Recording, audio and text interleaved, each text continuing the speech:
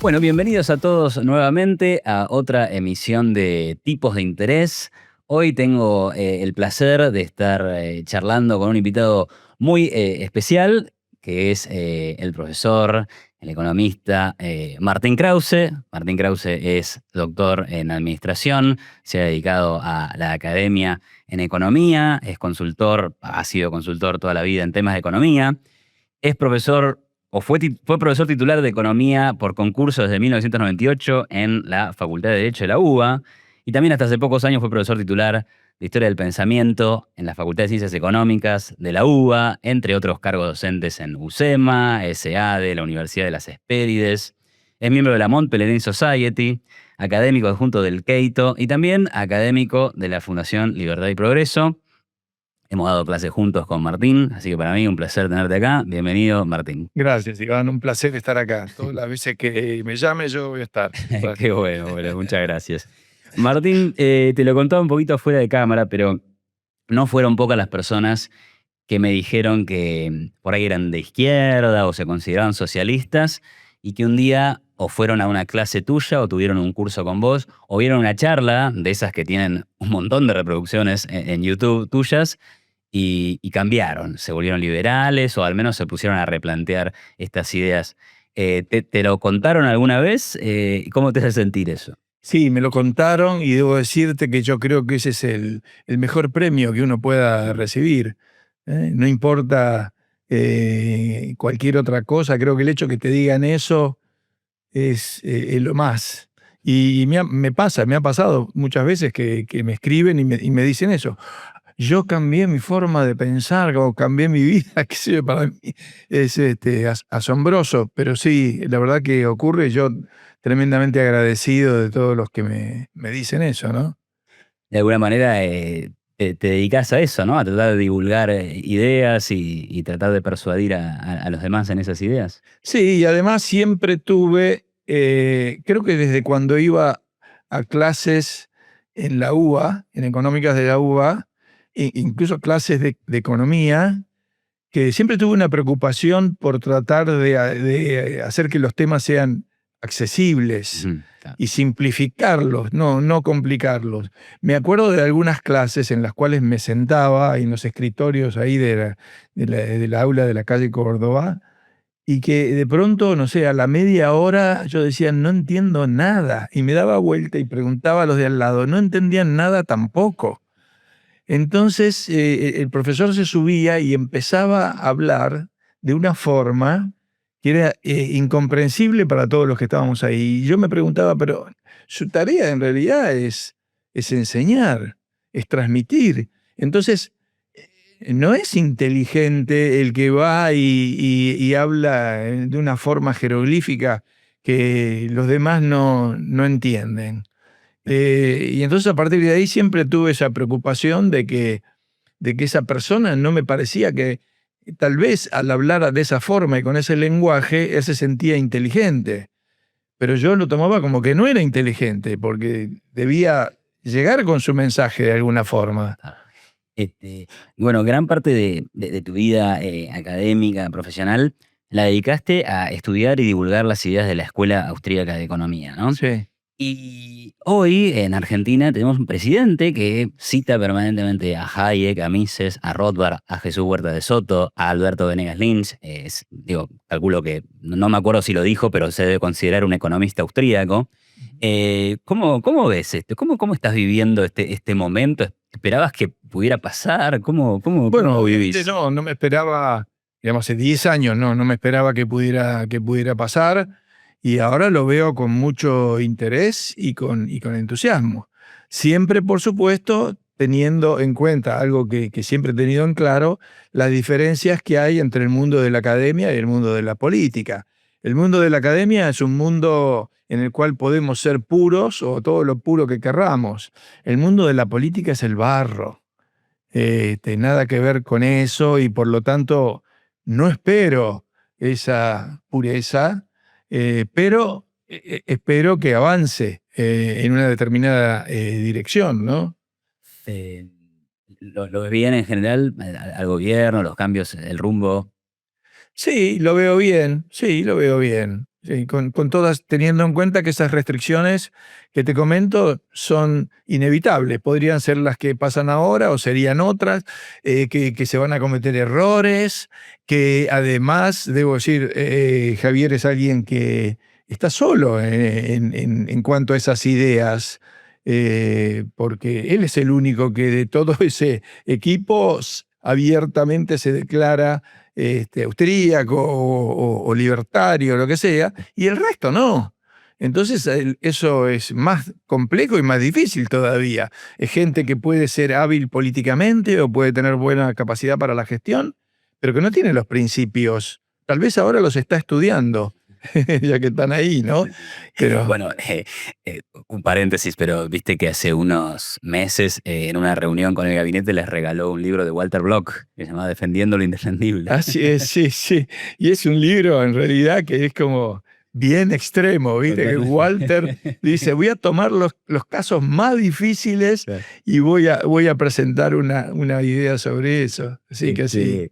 Bueno, en base a esto que decís, ¿no? Como que hay restricciones y una cosa son los libros y otra cosa es la práctica, te transmito una pregunta que me han hecho a mí algunas veces, ¿no? Que es, ¿cuánto de escuela austríaca y esa la complemento, cuánto de escuela austríaca hay en la gestión actual y cuánto tal vez de, bueno, consenso económico, hacer las cosas normales, ¿no? Porque Argentina estaba como muy fuera de la normalidad también. Sí.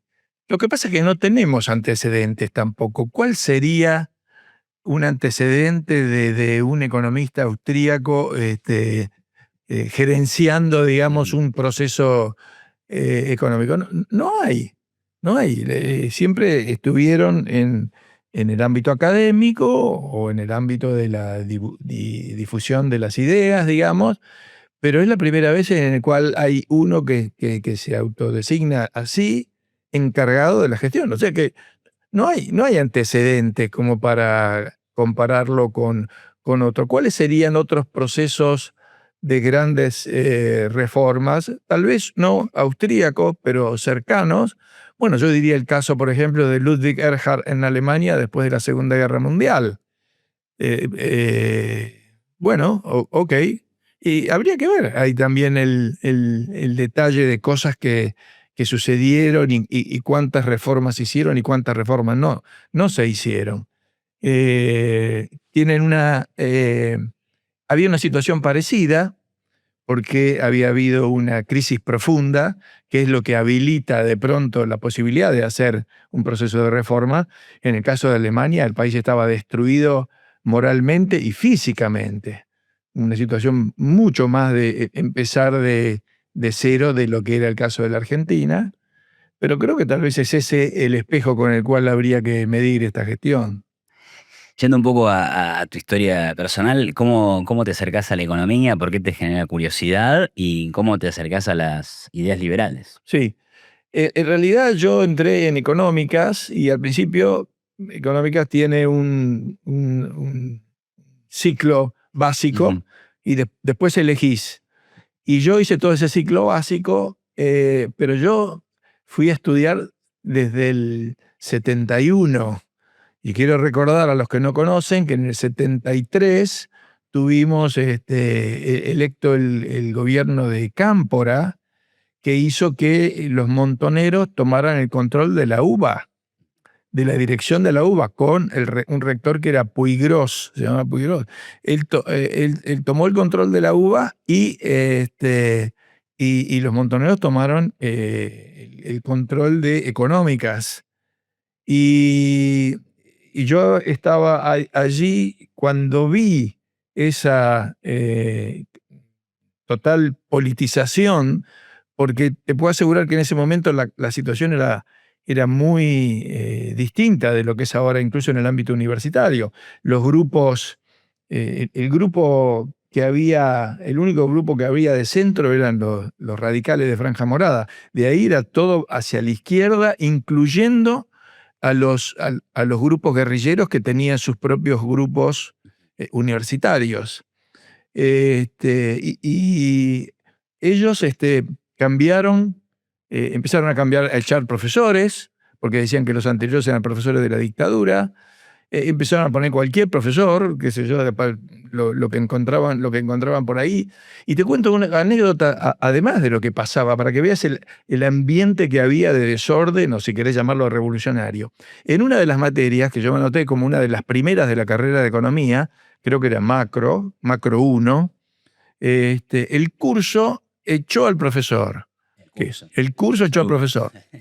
Y después nombró a uno que era un izquierdista, digamos que era ayudante en otra materia, y entonces lo pusimos. Y la autoridad de la universidad lo reconoció, de la facultad lo reconoció. Se cambió el programa de Macro 1, que teníamos un libro de texto, ahora no me acuerdo del autor, pero se usaba en esa época, y la bibliografía era nada más que el Capital de Marx. Y entonces cada clase, 2 alumnos, pasábamos al frente y presentábamos un capítulo del Capital de Marx. Al final de la materia llegó el momento de calificar, entonces el profesor, en esa cosa bien populista y democrática, dijo, bueno, a ver, pasen los 2 primeros, ¿qué nota le ponen el curso? Y el curso, que no se quería animar al 10, porque era como, dijo, bueno, 8. 8, muy bien. Ahora pasa el segundo, y bueno, 8. Y al tercero, bueno, todos 8, al final, Así ¿no? fue. Y yo cuando salí de ahí dije, no sé nada de macroeconomía. Entonces, si esto sigue así, chao, yo sigo por la vía de administración, que es algo más práctico tal vez, y listo. Y efectivamente seguí así, y después cuando terminé, dije, ahora quiero hacer economía. Y dije, bueno, no sé si quiero hacer economía o sigo por acá y hago un doctorado. Y entonces hice un doctorado en administración. Y me dedico a la economía porque me gusta, pero no hago toda la formalidad, digamos. Pero bueno, y en un momento, ok, la economía, pero te acercás al liberalismo. Bueno, ¿Cómo llega a tu vida? Claro. En todo ese proceso yo andaba ahí en Babia, digamos, con todas esas ideas y qué sé yo, y lo que había en la facultad y todo eso. Y después, ya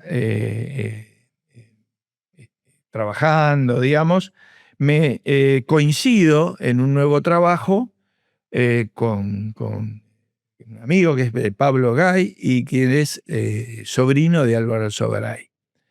Y Estamos en los años que... esto sería ya 83, sería por ahí, la época de Alfonsín. Y a los dos nos metemos en un trabajo que era, no solamente era horrible, sino que además supuestamente nos habían contratado para ir a abrir una empresa que era, debo decir, de transporte de caudales, que iba a abrir subsidiarias en el exterior. Pero ese año hubo como 3 devaluaciones como del 30%, con Sigón, no sé si te acordás de esa época, y el programa ese quedó borrado del mapa. Y entonces nos dijeron, bueno, no se hace más esto, le ofrecemos, o los indemnizamos si se van, o los ponemos acá a vender estos servicios localmente. Chao, dijimos, nos vamos. Y cuando nos fuimos, dijimos, ¿y ahora qué hacemos? Bueno, no sé, y él dice, mira, yo soy sobrino de Alzogaray tiene un estudio de consultoría económica. ¿Qué tal si vamos y le decimos que vamos a conseguirle nuevos clientes?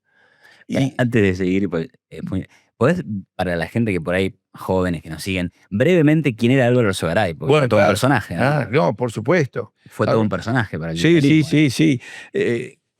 Había antes de eso 2 grandes personajes del liberalismo en la Argentina. Alberto Venegas Lynch, padre, Ajá.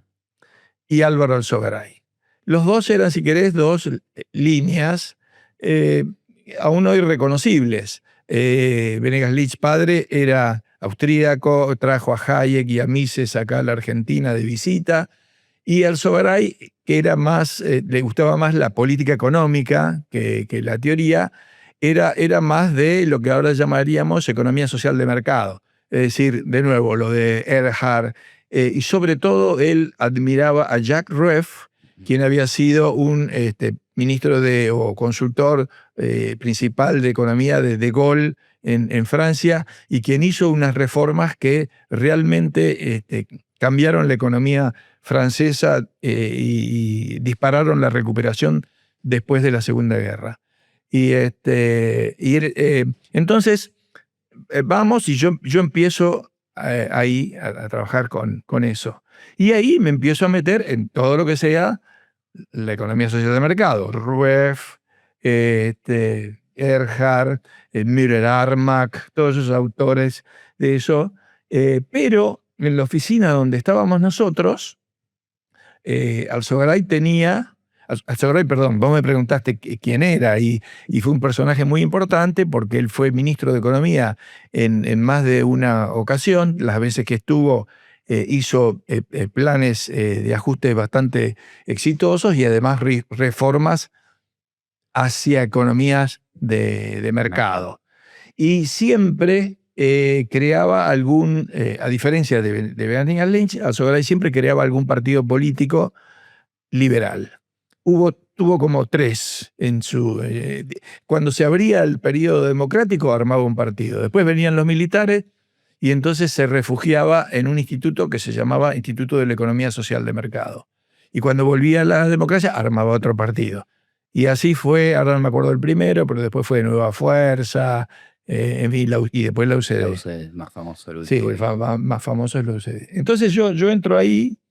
Y ahí me empiezo a meter, a leer todos los informes que había escrito y todo lo que había escrito el mismo Alzogaray, a leer a Rueff, a leer a Erhard y todos esos autores, pero también en la oficina él tenía, por un lado, libros de Hayek, y por otro lado tenía una revistita que no sé por ahí la has conocido, que se llama The Freeman. The Freeman eran pequeños artículos, pero muy, muy libertarios. Publicados por la Foundation for Economic Education. Exactamente. Mises. Exactamente, que era donde Mises estuvo al final, ¿no? Y bueno, yo empecé a leer todo eso y ahí, chao, ahí me fui, me fui por ahí. Es más, creo que Alzogaray estuvo alguna vez bastante... amable conmigo, porque yo alguna vez lo fui a ver a la oficina y así con esa cosa de la juventud muy enfáticamente le decía, yo quiero traer a Murray Rothbard acá, ¿viste? Yo no sé qué pensaba él, y me dice, sí, ok, muy bien, me dijo, o sea, vio bien la idea, pero después si te pones a ver cuáles eran las diferencias ideológicas, y la verdad que se la jugaba con eso, ¿no? En fin, así que ahí yo derivé a eso. Y estando todavía ahí con Alzogaray, ya obviamente lo conocí a Alberto. Alberto Hijo, digamos. Alberto Hijo, que ya era rector en SEADE, y él, estando yo en el estudio de Alzogaray, él me invita a ser profesor en SEADE. Entonces yo empiezo a ser ahí profesor en SEADE, esto sería fines de los 80 o 90, por ahí. Mencionaste a Murray Rothbard, un autor muy importante para la tradición austríaca y también para, digamos, el movimiento libertario.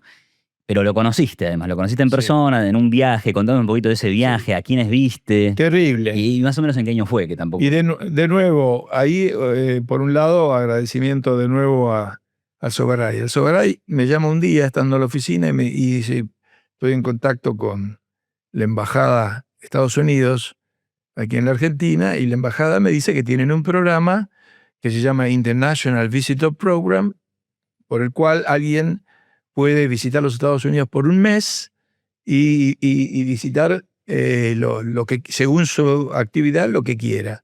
Así que yo le propongo a usted. Y yo digo, bueno, buenísimo, ¿y qué haría? Bueno, yo me gustaría, en esa época yo estaba más interesado en cuestiones de políticas públicas, es visitar think tanks de políticas públicas en los Estados Unidos. Bueno, listo, me puso en contacto y efectivamente yo armé con los que me invitaban una vuelta en la cual iba a Cato, Heritage, todos los que había, Atlas, en ese momento estaban en San Francisco,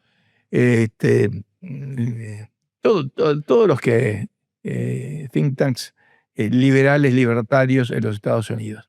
Entonces, efectivamente, fui al viaje y ellos te arman todas las entrevistas y los entrevisté a cada uno de ellos. Muy bien. Cuando volví, le hice un informe a Alzogaray diciendo, usted tiene este Instituto de la Economía Social de Mercado, pero ahora está dedicado a la política, a la UCD. Y eso estaba olvidado, muerto, no pasaba nada. Yo le hago un memo de acuerdo a lo que aprendí con estos think tanks de lo que pienso que se podría hacer. Y le hice el memo. Y Alzogaray creo que agarró el memo y lo puso en el último cajón del escritorio. Pero unos meses después llegan los republicanos del IRI, del Instituto Internacional Republicano, y le preguntan a Alzogaray y dicen, bueno, nosotros queremos apoyar este proceso que usted está llevando adelante, pero no podemos apoyar un partido político. Sí podemos apoyar un centro de investigaciones. ¿Hay algún centro de investigaciones? Y Alzogaray dice, sí, claro, el Instituto de la Economía Social de Mercado. Ah, ¿y qué podría hacer el instituto? Y entonces dice, saca el memo y dice, acá está, esto es lo que podría hacer y pueden hablar con este joven que está ahí en la oficina de enfrente. Entonces me llama, me dice, vinieron los republicanos, usted atiéndalos. Efectivamente, los atiendo y así fue. Ellos empezaron a financiar eso, que empezamos a hacer actividades. Allí estaba Pablo Gay, de nuevo también, que era mi amigo allí, y Álvaro Hijo, que era formalmente el director. Así que hacíamos conferencias, informes, el tipo de cosas que hacen los think tanks, ¿no? ¿Y ya habías visto a Rothbard en ese viaje con think tanks o fue después? No, después tuve, no me acuerdo si en ese primero, pero casi enseguida tuve la suerte de obtener lo que se llama una Eisenhower Exchange Fellowship, que es una beca por la cual vos vas de nuevo un poco más de un mes a los Estados Unidos y te arman un programa de acuerdo a tus temas para visitar gente en los Estados Unidos. Y a mí me tocó eso y yo vi cómo lo organizaban y yo dije, mire, yo solamente no quiero los temas, yo quiero personas y le voy a dar los nombres. Le voy a decir, yo quiero ver a Israel Kirzner, quiero ver a Murray Rothbard, quiero ver a, no sé, ¿puedo poner premios Nobel de Economía? Sí, me dicen, bueno, Milton Friedman, James Buchanan. Wow. ¿Puedo poner expresidente de los Estados Unidos? Sí, puede poner, sí. Bueno, quiero ver a Ronald Reagan. Y ellos me armaron una agenda que incluía algunos, no todos, pero que me dio la oportunidad de ir a ver a Israel Kirzner, a James Buchanan, que estaba ahí en Virginia, a Milton Friedman, que me recibió en su departamento en San Francisco, él y Rose en la casa, una hora solos conversando. Y a muchos otros así, que ahora no me acuerdo los nombres. O sea que eso fue absolutamente espectacular. Y como parte de todo eso, voy a Las Vegas, donde estaba Murray Rothbard, y en la oficina de al lado estaba Hoppe, Hans Hermann Hoppe. Mirá. Así Joven Hoppe, supongo. Sí, más joven, sí. Ahí estaban los dos. Así que los vi a los dos. Dos personalidades totalmente distintas, ¿no? Claro. Murray Rothbard era macanudo, el otro serio. Barco, supongo. Sí, total. Sí. ¿Y recordás algo en particular de, no sé, las conversaciones con Rothbard, Buchanan, Friedman? Bueno, más o menos yo iba llevando una serie de temas que era lo que me preocupaba en esos tiempos, pero que después derivó también en algo que me ha interesado siempre, que era una pregunta, bueno, en realidad, si querés, es la misma de Adam Smith, pero era, ¿por qué cambian? ¿Por qué cambian los países que de pronto van por un lado, de pronto van por el otro? ¿Qué es lo que determina ese cambio? Entonces tenía una serie de preguntas que le iba haciendo a cada uno de ellos. El resultado final era, por supuesto, que hay varios elementos o caminos o cosas que promueven esos cambios, pero hay un tema central y fundamental para todos nosotros que es el papel de las ideas. Entonces, a partir de ahí, siempre busqué ver o analizar, bueno, ver qué es lo que pasa en el mundo de las ideas, que después explica, en todo caso, los cambios políticos o de políticas que se producen en esos países, ¿no? Em, Muy interesante, Martín. ¿Hace cuánto empezás con el curso de economía austríaca dentro de la Universidad de Buenos Aires? Cosa que es todo un evento, porque nadie tiene un curso de economía austríaca en las universidades argentinas, y uno diría mucho menos en la UBA, pero sin embargo ahí estabas vos. ¿Cómo Sí. surgió eso? Sé que Adrián Rabier tuvo algo que ver, ¿no? Así es, También. sí. Bueno, en principio yo había ingresado como profesor en Derecho, en la UBA Derecho, donde el titular era Alberto Venegas Lynch, hijo. Y Alberto, que después también me llevó con el cual, por eso tengo una relación de muchos años, de la misma forma que me llevó a SEADE, me llevó a la UBA, yo era adjunto de él. Y en algún momento Alberto se retira, yo paso a ser, hago concurso, paso a ser titular en Derecho. Y un día viene Adrián Rabier y me dice, ¿por qué no vemos de que haya escuela austríaca en económicas? Esto sería a principios de los años 2000, año Sí, puede ser. 2004, 2005, ¿será por ahí? ¿O por ahí antes? Sí, tal vez un poco antes, Ok. no me puedo acordar la verdad.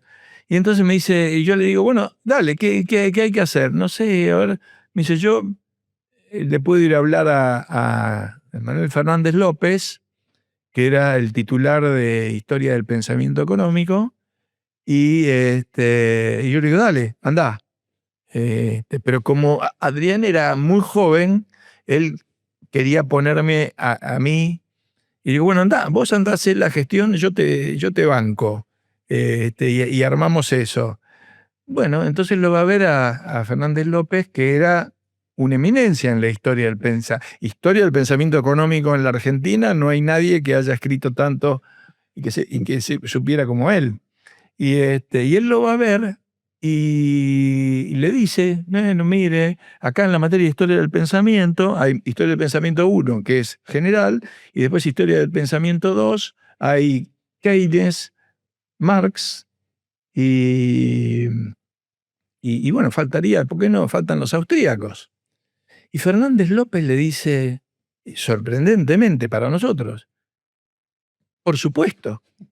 ¿Por qué eso? Porque acá en la Argentina se empezó a estudiar economía en esta facultad con el libro de este italiano, ¿cómo que se llama? Pantaleoni. Sí, Maffeo Pantaleoni. Y con ese título con ese libro se empezó a dar acá. Y Maffeo Pantaleoni era un italiano, pero era discípulo de Menger. Así que sería importante que hubiera esa. Maffeo Pantaleoni no era estrictamente austríaco, pero por ejemplo es un autor, nosotros ni lo conocíamos. Volvió Adrián y dijo, Maffeo Pantaleoni no sabemos ni quién es, y no sabíamos quién era. Pero, por ejemplo, tuvo su importancia porque otro que lo ha seguido mucho es James Buchanan, como un precursor del public choice. Bueno, entonces, Maffeo Pantaleoni, bueno, listo. Qué bueno, armemos eso. Y entonces ahí armamos el curso, en el cual yo era el profesor, Adrián era el adjunto, Adrián después tuvo que dejar por cuestiones de trabajo, y bueno, y yo seguía hasta que fuiste vos también, así que se fue sumando, y por suerte pudimos heredar, digamos, esa, y desde ahí entonces, increíblemente sí, existe una materia de escuela austríaca en la UBA. ¿Y qué notás o qué fuiste notando con el tiempo respecto de los alumnos? Porque uno diría, bueno, vienen con una formación, ¿no? Que por ahí es distinta, o tienen Sí, resistencia, o todo lo contrario. sí. Bueno, los que venían, algunos venían conociendo algo y otros venían, no tenían la menor idea. Es más, te voy a decir, de pronto, que no sé cómo se anotan en una cosa así. Algunos pensaban que era sobre la economía de Austria. ¿Viste? Era incluso, claro. ¿Para qué te sirve Sí, sí. anotarte una materia de la economía de Austria? Pero bueno, no importa. Caían ahí y al principio siempre fueron grupos pequeños. Grupos pequeños. Pero, y la única materia que teníamos era esa, Historia del Pensamiento 2. Pero en algún momento, las autoridades del Departamento de Economía, con, debo decir, buena apertura mental, o por lo menos sin prejuicios, me dijeron, necesitamos cubrir comisiones en Historia del Pensamiento 1, es decir, la general. ¿Estarías dispuesto a hacerla? Sí, por supuesto. Obviamente, esa era mucho más importante, porque esa es una materia obligatoria que tiene mucho más alumnos. La otra es una optativa de tantas, ¿no es cierto? Y al alumno le tiene que gustar el tema, le tiene que venir bien el horario, en fin, cantidad de cosas. Entonces, ahí hay Historia del Pensamiento 1. Y ahí empezábamos a tener clases, no sé, de 80 alumnos, 100 alumnos, qué sé yo, cosas así. Y eso empezó al mismo tiempo a alimentar mucho, alimentar la otra materia, porque acá ya empezaban a verla. Nosotros le dábamos, bueno, ahí con vos, ¿no es cierto? Le dábamos De todos los autores. distintos autores, desde Adam Smith o antes, ¿no? Para acá, pero metíamos a austríacos y aparte eran obvias los enfoques y las opiniones, y ahí empezaban a derivar también a la otra materia, los que querían seguir. Hubo un momento, yo creo que fue en el año 2016, que decidimos abrir el curso austríaco para oyentes, ¿te acordás? Y que notamos un boom, que había un enorme interés, por lo menos gente que en ese momento estaba fuera de la facultad.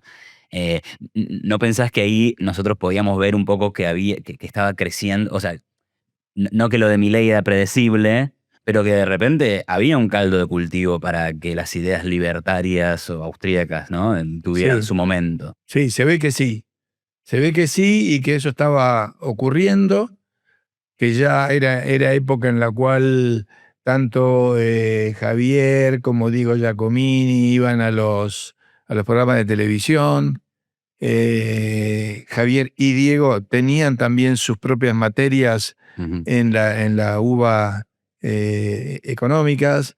De hecho, nos encontrábamos ahí en la cafetería de profesores después de la materia, y ahí fue donde comenzó nuestra relación. Y entonces, pero efectivamente sí, empieza a ver eso que, y muchos chicos en la facultad que dicen, ¿y esto qué es? Yo quiero ver esto qué es, porque la verdad que nadie me lo ha dado, nadie me ha dicho nada, nadie me mencionó en todas las materias de economía que acá, nadie me mencionó a Hayek, para decir al que es premio Nobel, digamos, de los austríacos, nadie me mencionó Buchanan, Public Choice, austríacos, incluso te diría economía institucional.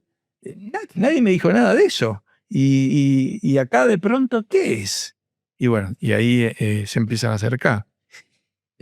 Pasemos un poco a contrastar, digamos, bueno, austríacos, liberales, liberalismo, mercado, con las típicas críticas, ¿no? Una de las típicas críticas que recibe la economía de mercado, o incluso utopías más libertarias, es, bueno, pero hay fallas de mercado, ¿no? O sea, están, por ejemplo, las externalidades, los bienes públicos, o sea, el mercado no puede resolver todo. ¿Cuál es tu primera respuesta a esa típica objeción que está, por supuesto, en el tronco de la economía, ¿no? O sea, como que nadie la discute mucho tampoco. Sí.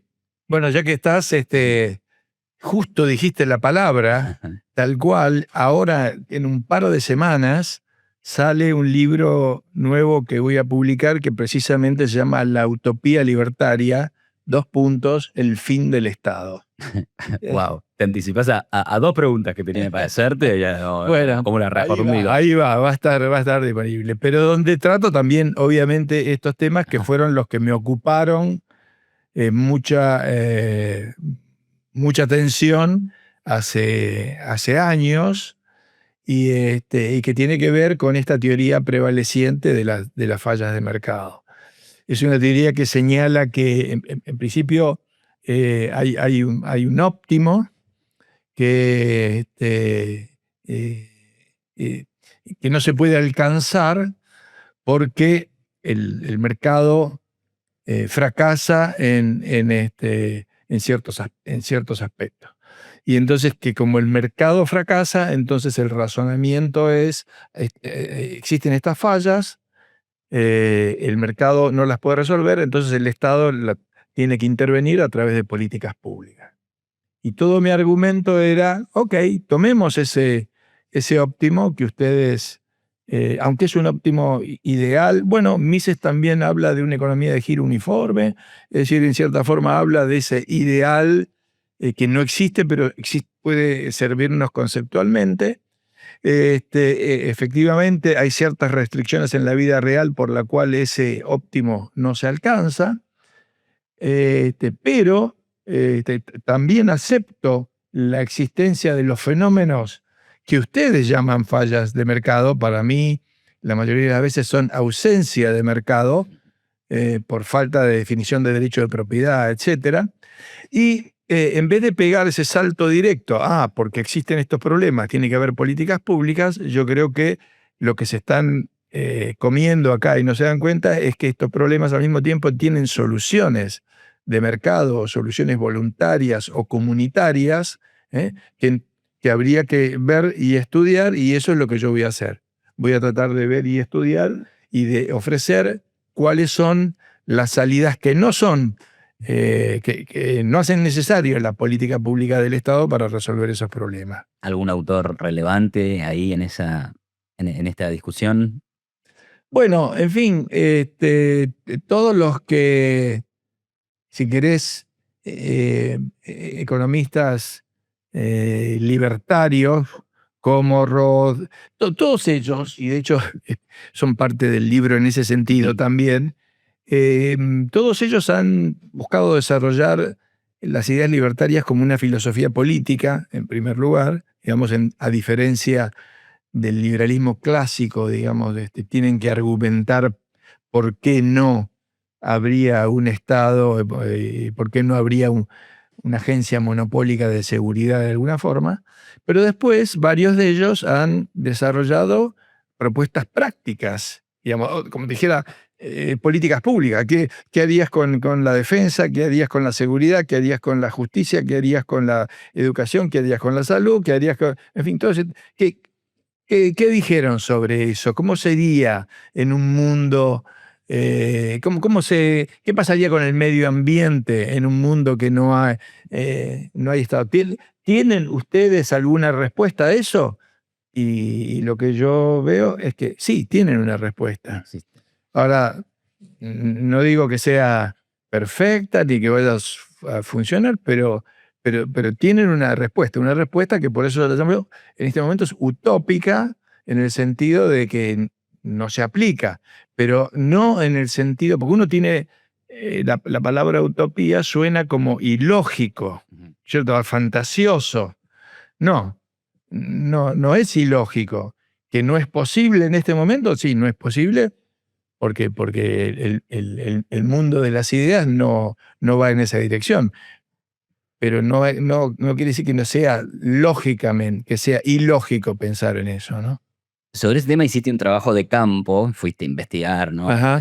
Cuyo título es La provisión de bienes públicos en ausencia del Estado, el caso del barrio La Cava, Sí. donde junto con Marco Hilding Olson entraron en La Cava, hicieron una enorme cantidad de encuestas para tratar de responder la pregunta de, bueno, de cómo se resuelven algunos asuntos si no está el Estado para resolverlo. Asuntos de este tipo, de provisión de bienes públicos o de externalidades, problemas entre vecinos, y ruidos molestos o la medianera. ¿Qué encontraron ahí? Sí, encontramos un mundo fascinante, que es el mismo que podrías encontrar acá en la Villa 31 o en cualquiera de esos lugares, que es, bueno, allí donde el Estado no está, porque no entra, a lo sumo podés tener una oficinita de la delegación municipal de pronto por ahí, ¿cómo resuelve esta gente? Es decir, de cierta forma, el atractivo de eso era que nosotros, o por lo menos yo, estaba teorizando acerca de un mundo anárquico y resulta que lo tengo acá a cuadra de mi casa, porque ahí no hay Estado, por lo menos el Estado no llega formalmente, no entra la policía, no entra la municipalidad, entonces ¿cómo resuelven? No hay título de propiedad sobre No hay, sobre las claro, construcciones. claro. Sin embargo, bueno, ahí entramos y empezamos a conversar con la gente, con Marcos, y a entender cómo funcionaba, cómo se respeta la propiedad por más que no haya títulos formales, que cómo se resuelven diferencias entre vecinos. Por supuesto que no es perfecto, que también dentro del barrio hay mafiosos, violentos, eso sabemos que ocurre. Pero en general, los vecinos conviven ahí, se hacen cargo de los bienes comunes, como pueden ser los caminos que hay dentro de la villa, que son caminos de tierra, que cuando llueve se arruinan, etcétera. Hay en el medio de la cava una cancha de fútbol, y uno se tiene ¿y de quién es la cancha de fútbol? ¿Y quién decide cuándo se juega y cuándo no se juega? ¿Qué es? A pistola, ahora jugamos nosotros. Sin embargo, hay un orden. Entonces eso es lo que quisimos investigar y mostrar de que hay un orden espontáneo, por más que no hay un Estado que lo garantice. ¿No? Está muy bien. Em, Pasemos a otra área donde te has dedicado hace muchos años, yo creo que va a cumplir 18 años, que elaborás algo llamado el Índice de Calidad Institucional Ah, para la Fundación Libertad y Progreso, ¿no? sí, Tema instituciones que ha recibido premios Nobel de Economía, digo, Ronald Coase, o North, y recientemente Acemoglu, Robinson y Johnson. O sea que las instituciones parece que son bastante importantes en todo sí, este asunto.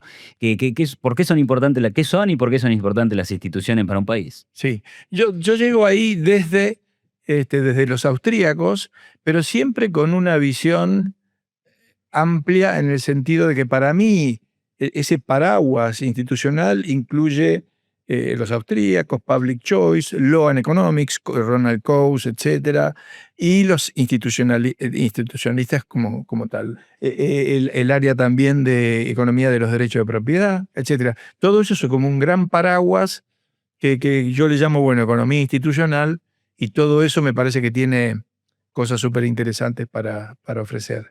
Entonces, la idea era tratar de generar algún elemento o información acerca para poder evaluar la calidad institucional de los países. No medirla, porque no me parecía que tuviéramos la capacidad de establecer qué es, o sería muy discutible qué es 100, digamos, cuál es el óptimo, pero medirla en términos relativos, cuáles están mejor y cuáles están peor. Si en el primer puesto está Suiza y en el último está Corea del Norte, bueno, creo que no había mucha discusión al respecto, pero después ahí efectivamente armé un índice con unos 185 países del mundo, tomando en cuenta, por un lado, la calidad de las instituciones políticas y la calidad de las instituciones económicas o de mercado. Eso lo quería hacer además porque cuando te referís a calidad institucional vas a encontrar que en general lo que prevalece es aquellos que interpretan instituciones nada más que como las instituciones políticas. Es decir, la democracia, la justicia, etcétera. Y yo dije, no, esperen, faltan todas las... el ser humano tiene dos caminos por los cuales satisfacer sus preferencias, o por el lado de la política o por el mercado. Entonces tenemos que evaluar la calidad de las instituciones de mercado. Y entonces armé un índice que tuviera ambas, ¿no? ¿Y cómo le ha ido a la Argentina en estos últimos, no sé, 10 años, por decir, Sí, 15? las instituciones cambian lentamente, ¿no? Entonces, obviamente, el periodo kirchnerista implicó claro, deterioro en la calidad institucional, sobre todo por la caída en el ámbito de las instituciones de mercado, donde la Argentina está mucho peor ahí que en las instituciones políticas. Tuvo una mejora durante el gobierno de Macri y vuelta otra vez, ¿no es cierto?, con Fernández. En cuanto a la situación ahora, todavía no las refleja del todo porque el índice va con un rezago como de 2 años, porque toma en cuenta índices que salieron, por ejemplo, ahora que salieron durante el 2025, pero esos índices están reflejando la situación del 24 o algunos del 23. Entonces va con ese rezago. Entonces ahora se ha visto este año una mejora, pero creo que se va a ver más en el futuro.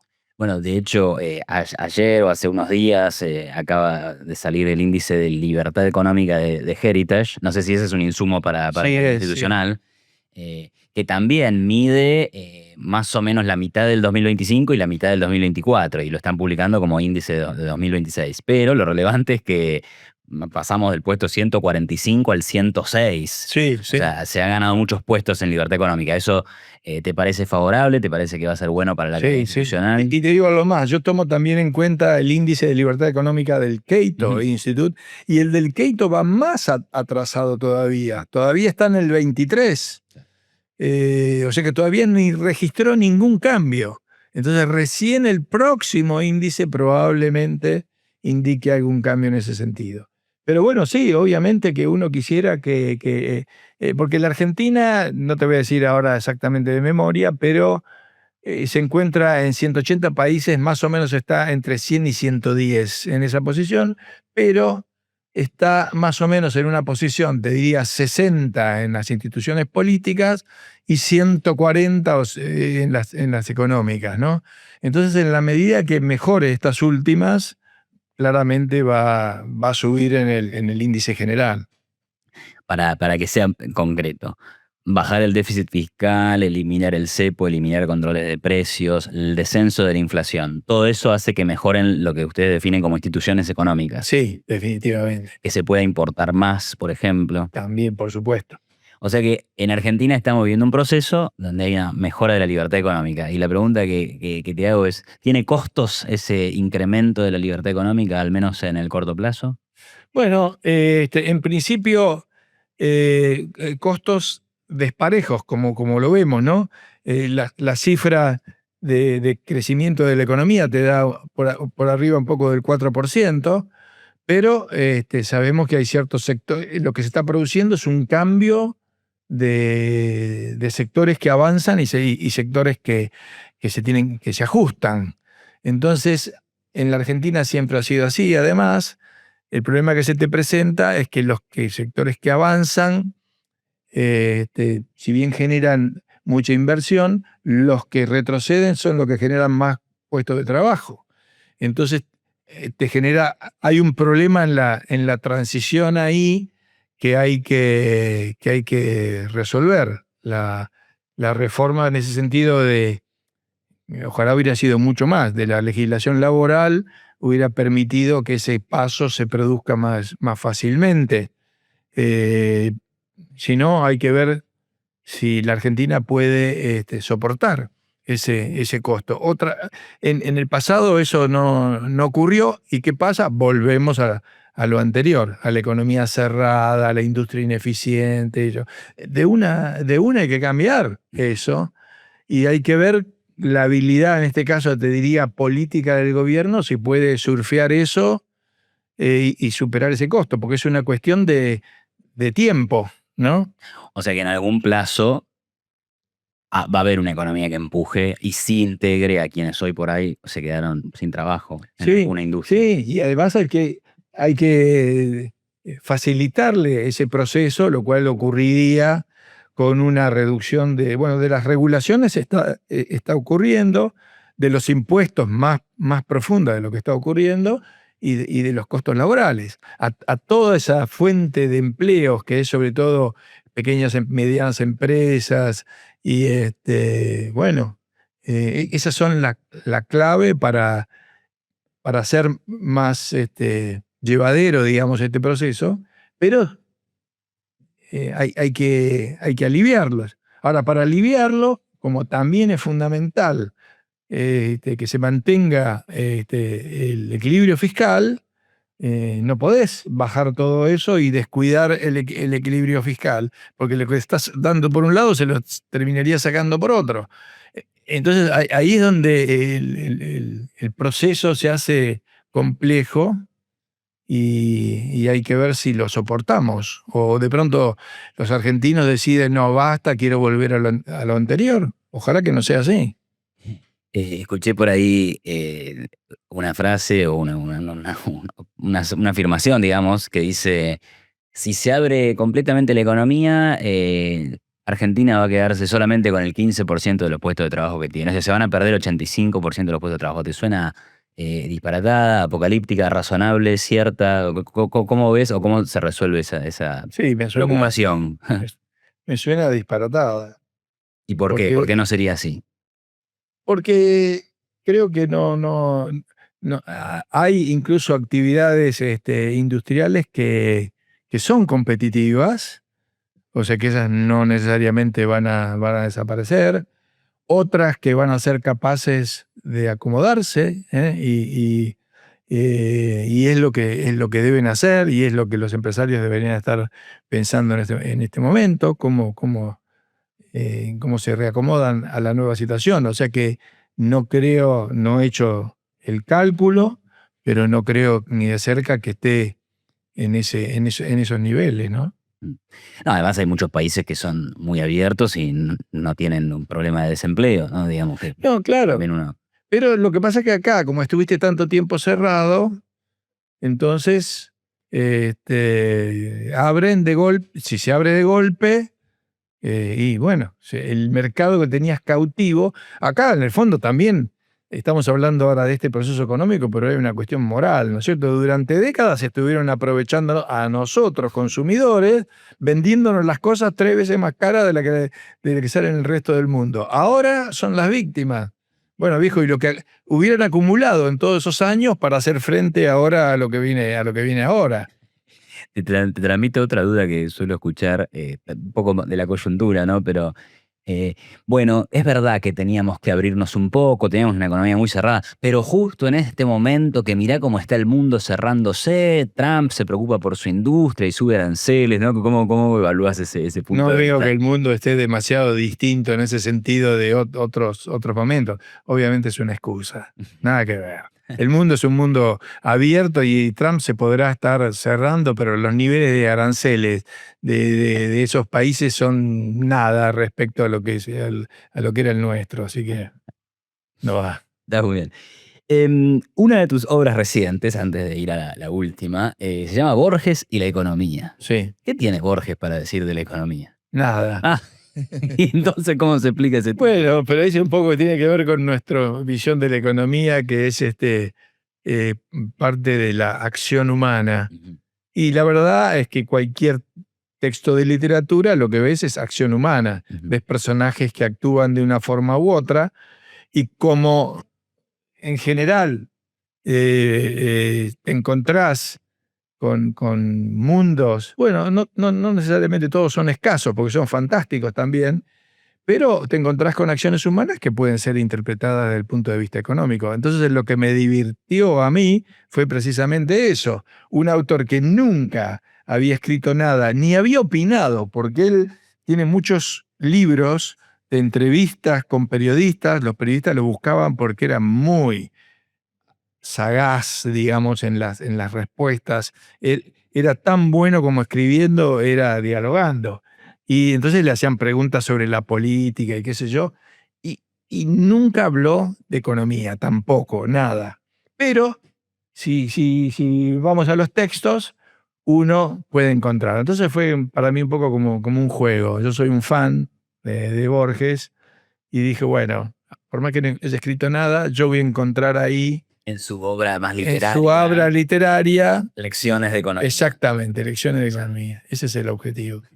¿Sabes que me había quedado pendiente de una? Me acordé que te quería preguntar esto, tipo ping-pong. Viste que dentro de la escuela austríaca hay como sus subdivisiones, ¿no? Entonces yo quería saber ahí, por ejemplo, el debate sobre la reserva fraccionaria versus el encaje del 100%, ¿no? Este es un debate sobre regulación bancaria. ¿Dónde te parás vos? ¿Sos del 100% o sos de la reserva fraccionaria? No me paro en ningún lado ahí. Es decir, pero creo que para dar una respuesta general y componedora de ambos casos, creo que de alguna forma el mercado llegaría a ofrecer algo parecido a un encaje del 100%, en el sentido de que los bancos que mantengan reservas fraccionarias tendrían algún tipo de seguro o reaseguro, etcétera, en caso de que hubiera alguna corrida. Supongamos que fuera una compañía de seguro que a su vez tendría una de reaseguro, y así habría una cadena que termina dándole como un 100%, aunque no estrictamente en una institución. Claro. ¿No? Y otro debate, obviamente, es que, por ejemplo, Mises o Hayek no eran anarcocapitalistas, pero sin embargo hay una gran cantidad de economistas austríacos o gente formada en la tradición que sí son anarcocapitalistas. ¿Vos qué opinas de eso? ¿Sos anarco o sos minarquista? Yo voy por etapas, yo soy todo eso. ¿Cómo ves? Es decir, dame, y lo voy a aceptar, dame un presidente que se dice libertario y hace algo, pero no cierra el Banco Central, dame. Dame cerrar el Banco Central, dame. Dame un país minarquista con un Estado pequeño, dame. Dame un mundo anarcocapitalista, dame. Hasta donde podamos llegar, yo feliz y contento. No es que si no consigo el último, odio todo lo demás, sino que, digamos, amo todas las alternativas o todos los pasos que vayan en esa dirección. Bueno, y la última para cerrar, dijiste, bueno, hasta donde se pueda llegar. Y entonces tu libro, para retomar este último Ajá, libro que ajá. vas a publicar, se llama la utopía libertaria, Sí, el fin del Estado. sí. ¿Qué nos puedes contar de este libro que ya estás por Bueno, publicar? mira, lo que hago ahí es, por un lado, primero analizo las utopías, ¿no? El nombre de la utopía viene del libro de Tomás Moro, aunque hubo utopías antes, por ejemplo, Platón en la República. Analizo las utopías de esa época, de Moro, de Campanella, en fin, eran todas utopías, te diría, no sé llamarla comunistas o comunitarias, ¿no? La sociedad, todos buenos, se iban a reunir, iban a repartir todo por igual. Mira, no los culpo porque no existía todavía la ciencia económica como tal, aunque los de la Escuela Salamanca ya estaba, ¿no es cierto? Pero una barbaridad. No tener la menor idea de la acción humana, de las leyes fundamentales de la economía. Entonces, yo analizo esas utopías. Es decir, estas ridiculeces que planteaban, la gente va a trabajar nada más que 4 horas y se van a repartir todos los bienes en común. ¿Sí, dónde? Y no tiene ni la más mínimo sustento. Entonces, primero trato todas esas, después trato todos los intentos que hubo, que los shakers, que bueno, incluso los kibbutz, y en qué medida todos esos nunca pudieron llegar a ser experimentos demasiado grandes y fracasaron. Después trato la utopía libertaria. Es decir, acá vienen los libertarios y a ver, ¿y qué nos están diciendo? No en filosofía política, sino cómo va a ser ese mundo. Y los primeros que, no son los primeros que trato yo, pero los primeros que escribieron sobre eso es un matrimonio que es los Tannehill, que escribieron un libro. Era un caso curioso porque eran parte del movimiento libertario que tenía sede sobre todo en Nueva York, donde estaba Rothbard y estaba Ayn Rand. Y ellos escribieron un libro bien libertario, señalando cómo funcionaría la salud, la educación, todo eso. Y de pronto, después se mudaron, como te dijera, al oeste norteamericano y desaparecieron. Y nunca más se habló, nunca más escribieron nada, ni se conoce qué es lo que hicieron. Pero ese libro está. Yo, de todas formas, trato primero, ellos en esa época estaban siendo influidos por Murray Rothbard en Nueva York o por Rand. Entonces yo empiezo por Rothbard. Y digo, a ver, ¿qué dice Rothbard respecto a la defensa? ¿Y qué dice respecto a los delitos y los crímenes? ¿Y cómo sería la seguridad? ¿Y cómo sería, no sé, la educación? ¿Y cómo sería, viste, todas las preguntas que normalmente veo que uno se hace cuando se enfrenta a una idea utópica, dice, ¿cómo vas a resolver? ¿Cómo va a resolver esto? Bueno, a ver, ¿qué dicen sobre eso? Rothbard, David Friedman, que ahora va a estar acá en Argentina, en Buenos Aires. Y después, bueno, otros que son más o menos, han ido en detalle, como Anthony de Jassé, o Bruce Benson en la justicia, y el último, que creo que yo soy el más completo, que es Michael Huemer. Sí. Y entonces los voy metiendo a todos ellos, si querés, describiendo, tal vez, digamos, sí, una descripción amistosa, no es que los voy a describir, no, simplemente, pero básicamente estoy señalando qué es lo que proponen. Después de eso, qué es lo que hay en el ámbito hispanoparlante, digamos, entonces ahí lo tenemos, bueno, Alberto Venegas Lynch, con un libro hacia el autogobierno, después Jesús Huerta de Soto, que tiene varios libros, después el profesor Ancho Bastos. Claro. ¿No? Eso como los tres hispanoparlantes, y después voy a algo que llamo, perdón, en el anterior lo tengo también a Robert Nozick, ¿sí? Y después voy a los críticos, pero al fuego amigo, digamos. ¿Quiénes son los críticos de acá? ¿Dónde entran, bueno, Juan Ramón Rayo, Paco Capella, y analizo cuáles son sus puntos críticos. Y después voy a los intentos de establecer ese mundo libertario, todos los que en general ha habido, de que nos metemos acá. Free State Project, esas cosas. Sí, claro, todos eso. Acá en este lugarcito que nadie lo reclamó, nos metemos nosotros, o armamos una sociedad acá, o vamos a construir una plataforma flotante en el mar, qué sé yo, todo ese tipo de cosas. Y más o menos las describo, o Próspera en Honduras, Free Trade Zone, o sea, explico la diferencia entre lo que es una Free Trade Zone y una Free City, etc. Y por último, ¿cuáles son los caminos por los cuales se podría llegar a una sociedad libertaria? Entonces ahí aparece todo el tema de las ideas, pero también aparece el tema de qué pasa con la tecnología, qué pasa si la tecnología lleva de la misma forma que ahora tenés, no sé, blockchain, y eso permite la organización, que de hecho hay varias organizaciones libertarias que son virtuales en la web, ¿no? En fin, y así otros, el camino de la política, es el camino de la política, donde aparece el caso de Milei.